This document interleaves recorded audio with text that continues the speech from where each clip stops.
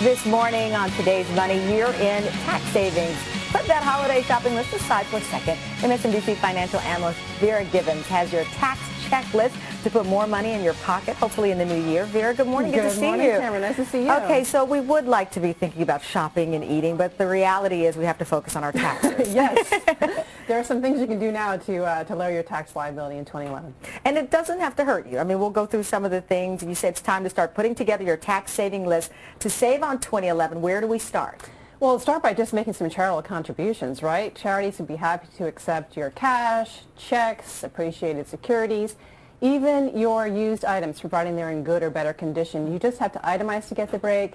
You've got to get receipts for donations $250 or more, and you have just a few more days to make those donations. How do you estimate the value, though, if you're not giving a cash contribution and you're donating maybe a sofa to an organization? Well, there is a tool called It's Deductible, which will help you figure out that fair market value, essentially what it would sell for at a thrift store. Okay, and you also recommend selling losing investments in taxable accounts. What does that mean? Right. So you might have some losers in your portfolio, right? Now's a good time to unload them. You can deduct up to $3,000 of losses against your ordinary income. Up to $3,000? That's the maximum. Okay. Then you can carry it over to other years.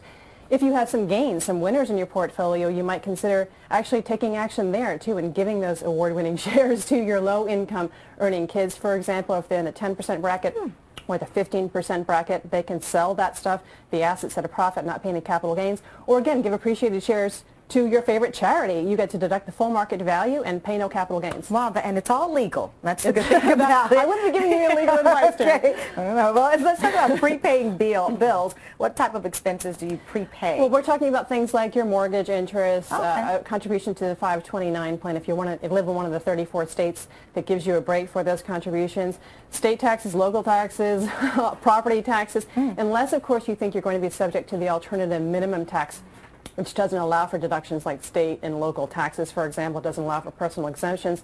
So if you think you're going to be hit by the alternative minimum tax, you have to sort of run the numbers both ways, under the AMT rules and under the regular tax code, and then pay whichever one's higher. It does get a little bit confusing. There are calculators on the web that can help you, irs.gov, or you might want to talk to a pro. TurboTax, one of the sites I blog for, is actually offering free tax advice. So if you wanted to run your questions by those guys, enrolled agents, tax attorneys, other pros, you could run any question. It doesn't have to be related to the AMT. So that's something you might want to take advantage of Plenty as well. of resources available. That's there are resources awesome. available. It doesn't have to be as complicated as it probably sounds. Something that often seems complicated, but I know you're going to clear it up. Flex spending accounts. What do we do if we have money left over? Use it or lose it, right? Oh, that's the worst. Some employers have the deadline of mid-March, but other companies have the deadline of December 31st. So talk to your employer, find out when your deadline is, and if you have any funds in there. Every year we forfeit about 4% of our funds. You have to go out and spend it. So schedule some last-minute appointments, go buy some glasses, go buy some contact lenses, a first aid kit, sunblock. Plenty of expenses are eligible for reimbursement, even though these accounts have become a little less flexible recently. And what about those people who are self-employed? We know a lot of people try to start, new businesses on their own with the economy being so slow right now. What if you're self-employed? Do you know there are 42 million contingent workers right now? These about a third of the workforce is doing part-time work, doing contract work, doing freelance work. So this is the time of year when you take a look essentially at how you did in the year and how you expect to do in 2012, and then you've got to figure out whether it's in your best interest to accelerate deductions and defer income or vice versa. If you need some write-offs, now would be a good time to buy the laptop, the printers, whatever else you think you might need, because you can take the break for 2011.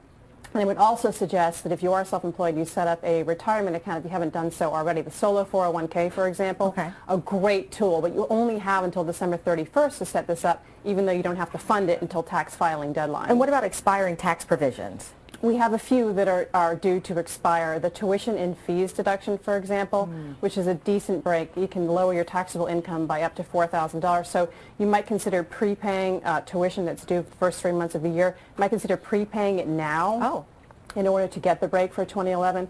We've also got the educator expense also due to expire. So if you're a teacher, a counselor, for example, good time to load up on supplies, software, whatever else you think you might need. We've got the home energy credit, too. So if you want to make your home more energy efficient, time to do it now. Don't wait until the You can't wait. The installation of the energy efficient windows, doors, everything has to be done by the 31st. And this is a credit that's worth up to $500. So, you might want to run out to Home Depot, buy the supplies, and make sure the installation is complete. And real quick, if you have a huge purchase, a big purchase that you want to make before the end of the year, get it done. Get it done, particularly if you live in one of those states that doesn't have an income tax, such as Florida, Texas, for example, because the optional sales tax deduction is scheduled to go away. This is a deduction in lieu of state and local taxes. So if you live in one of those states and you're in the market for a big ticket item, such as the car, for example, you might want to consider doing the purchase now instead of waiting until 2012. Good information, Vera. Thank you very much. Thanks.